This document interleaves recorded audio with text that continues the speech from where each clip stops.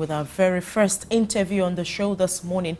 I'm focusing on what Mr. President had to say while addressing Nigerians yesterday at the 53rd anniversary speech, where he talked about the convocation of a national conference. With Victor and I in the studio this morning is one Nigerian who have been a strong advocate of this conference from time immemorial, Mr. Tony Nadi, who is the convener, Movement for New Nigeria, and also the Secretary General for Lower Niger Congress. Thank you, sir, for joining us on the show this morning. Thank you.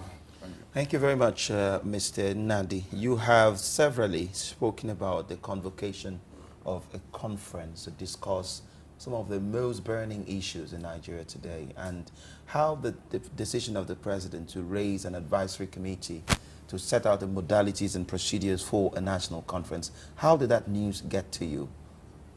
Well, with a measure of relief, I must say, though I consider it a marginal improvement from what the situation demands. You know, a marginal improvement in the sense that all this while they had insisted that sovereignty now vests with the government to decide for us on all kinds of things.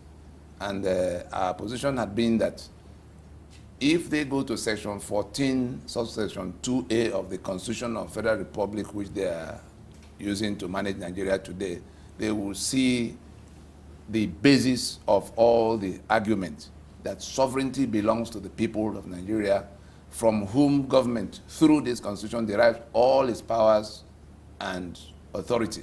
There's no other way. They know that that is the truth. Yet, Absalom Abubakar and a chain of other military presidents since 1966 took it upon themselves to usurp the sovereignty of the people and impose the constitution exclusive, to the people. That is to say, they became the sovereigns by stepping into the, almost as if stepping into the shoes of Britain that had governed us for almost 70, 80 years up to that point, to impose a constitution that starts with the preamble, we the people. That is a forgery. That's a sick. Okay, let me get you correctly now, Mr. Nadi. So you say that this is not necessarily a solution to what we have been... The discussion we are asking for is that originating discussion amongst the ethnic nationalities that the British locked in here and called Nigeria.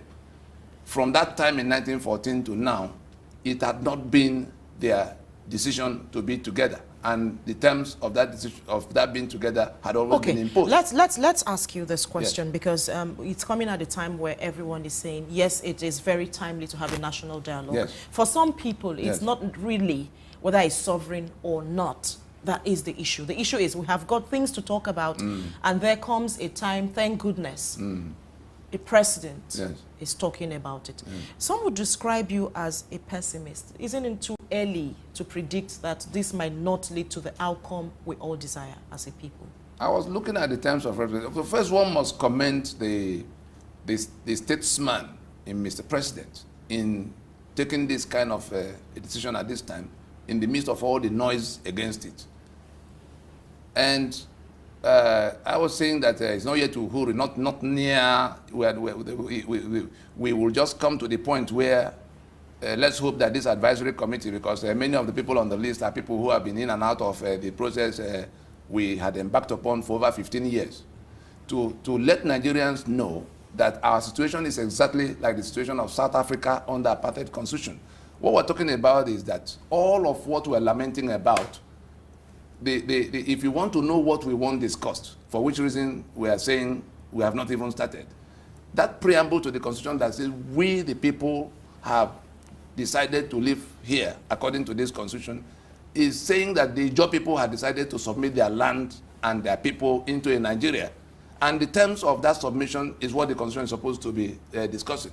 And what we're simply saying is that what happened to the closest example from where everybody can copy, so that we don't get lost in the forest, so that we don't set up a fight that can be avoided.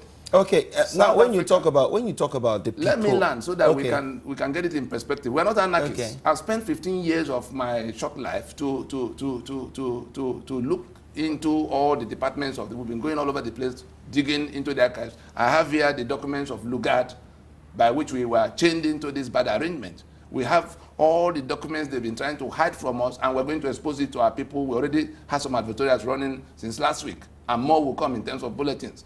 We're saying that we have a situation in our hand that is exactly like the apartheid constitution of South Africa, in which a minority imposed a constitution on the owners of the land, on the majority, and became the new owners of the land for 80 years. It came in 1912, and stayed all the way to 1990. And what Mandela and co, they had a parliament. Why was apartheid constitution changed by anything of the parliament? The government of President de Klerk in 1990 came to the point where, having been resisted on the street enough, announced that the apartheid constitution of South Africa will have to be changed, and that a discussion that will bring a totally new constitution will have to hold. This is what you want Nigeria to do. This is the only thing, that's not what I want. This is the only thing that can solve the kind of problem we have. That is, and if they do not do that, question. If they do not do that, they will be leaving the ethnic nationalities with no option but to exit the union on their own terms. Now, the question I want to ask you, yes. If, for instance, now, yes. I have reactions from Alhaji Tanko Yakasai, yes. Who leads the Nigerian National Summit Group, NNSG, yes. saying that this could be Nigeria's last chance. Yes. Beginning now, the present, that Nigerians, if Nigerians fail to present and pursue common good positions, yes. Beginning now, but rather delight ourselves in our often vain and bitter debates as to whether or not the National Conference should hold, we'll still have none other to blame when they transform Nigeria, restructured through candid national dialogue shall emerge, without our people having been best represented by the fractiously selfish political class. And that is his reaction. I also have the reaction of the Ohaneze Ndigbo. Yes. Are you saying that even the Afenifere that says President Jonathan should be commended, are you saying, don't you think it's too early for you to disregard these efforts? No, I'm not. In as much as the president said, the advisory committee is to set modalities. Yes.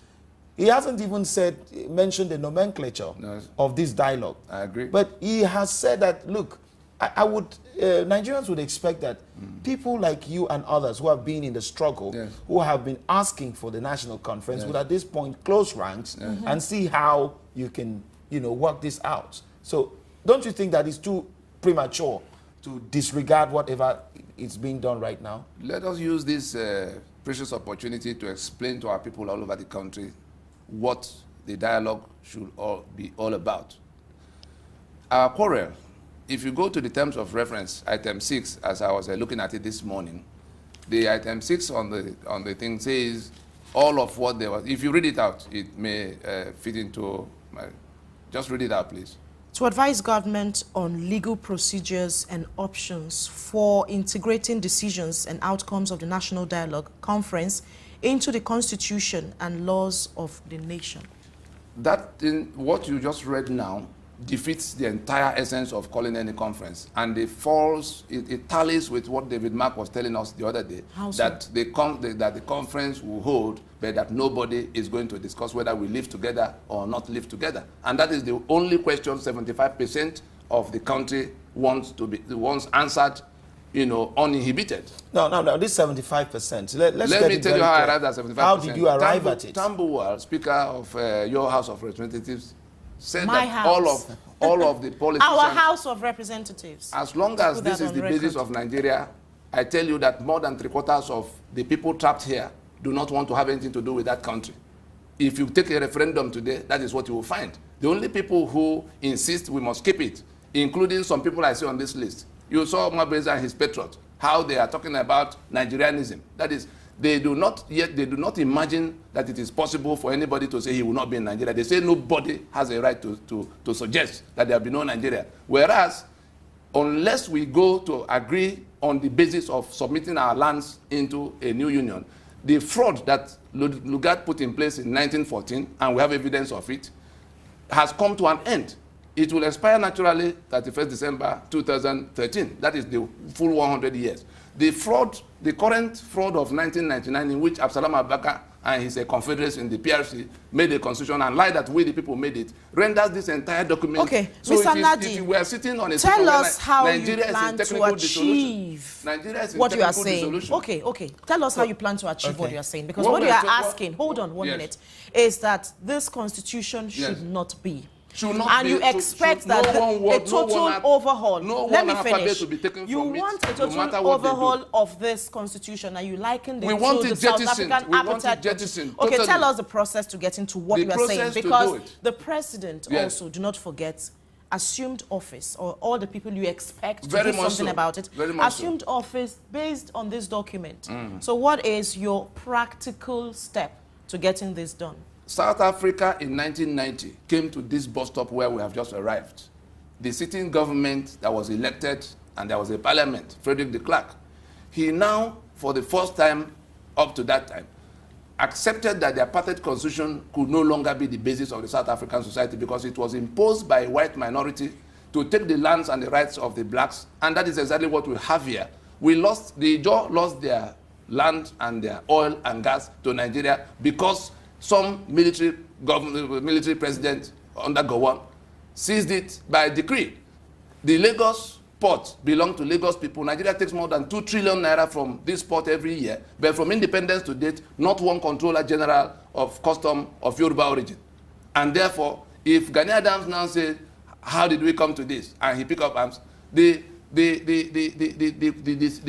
discussion that should be holding is one in which the government of the day will have to accept that this apartheid constitution can no longer be the basis of Nigeria. We are not anarchists. In the suit we filed in 2007 against the constitution, we asked the court to give an order that will compel them within a period of 18 months to remain in office and work out that discussion that will lead to a new constitution. That's not too much to ask for, because South Africa did it. They accepted that the apartheid constitution had to go, and they called everybody. Now, relying on them to work out a new constitution. No, they are not saying so. In that terms of reference, they say how to incorporate whatever comes from the conference. I'm asking you how you intend to arrive at a new constitution. How it will arrive at is that the people, those who are trapped here, before going to make a central constitution, because a federation should have a federation of many constitutions. Up to 1966, we had 5 constitutions, because each of the federating units were like countries of their own that were now coming to cooperate, like Germany and France and Portugal doing European Union. That was the kind of constitution Awolowo had to manage Western region. That was the kind of constitution Obara had to manage Eastern region. But some people woke up in 1966, threw all of those things away, and now locked us into this unitary arrangement. So we're saying that the first step is to ask those who will come, because tomorrow morning they will now begin to announce the names of their friends who are going to meet. We are not going to pay any attention to whatever government does. The conference is already on, and steps are being taken to take a referendum from those who are working their way out of this union, because the union has collapsed. If we do not accept in good time that it has collapsed and go to sit down to discuss how we will revive it, I tell you that under the instruments available to those who are choked here, and 3.5 million people have been killed in eastern Nigeria on this same question. OD have been wiped out, Okerenkoko have been wiped out, Obakere have been wiped out. All kinds of things are going on. Just the other day, 78 students were massacred in their sleep, because some people must be in power in Nigeria. They say they will make the country ungovernable, and they are making it ungovernable to date. And we are still thinking that there's a Nigeria. That Nigeria that will include a Sharia belt in which I cannot function in Sokoto or Kano or Meduguri. I will not be part of that Nigeria. I will rather invest all my energy in how to take out my portion. If those who are saying they have conquered us and they are going to keep us by all means for all times insist that we cannot discuss, then we do whatever comes within our reach to do to take our portion. Now, let me ask you, Mr. Nadi, yes. if at the end of the day we are having reactions from Afenifere, for instance, we are having reactions from Ohanes and Igbo, we are having reactions from Arewa Consultative Forum. We've been with all of them. How be it speaking, saying that they do not, they would not agree for the name sovereign to be added to whatever conference. Now, let me ask you, would you say that these groups do not represent the blocks which they say they represent? They do not speak for the people. And if you do not agree with their representation, who are the people that you are talking to at this at this point about back to 75%. Tambuwal said that all of them politicians constitute only 25%. He said it on the floor of National Assembly the day they resumed last week or so, that they constitute only 25% of the country's population.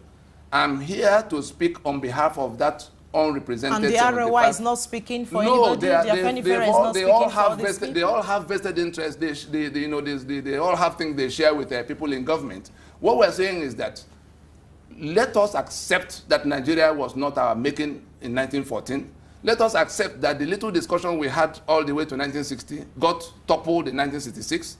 Let us then accept that the product of that toppling, which is the current constitution, because from 1966 to date, all the 36 states that were created, who created them? Now they call me Abia State or Imo State or somebody else, Bayelsa State. None of the people in those places, like Delta State, cannot, the people of Delta in some areas were agitating for some autonomy. You now create a state and put the capital in Asaba. From that time to date, Delta State had not been the project of Ijo, Urobo, Ishekiri, and all of Mr. them. Mr. Nadi, would you not rather wait? Let's just see this process. Because you have acknowledged that this is actually an act of statesmanship by Mr. President. I commend him. I commend him. At least to have you, to prove you right or wrong. Is it not a bit too early? I was actually expecting to see your name in that list. Of course, they know they will not put my name on any list of people who are going to be discussing, who are going to a meeting in which Nigeria is held sacrosanct, in which somebody will write in the terms of reference that the outcome of the conference will be integrated into a constitution, meaning that they want to preserve that constitution by all means.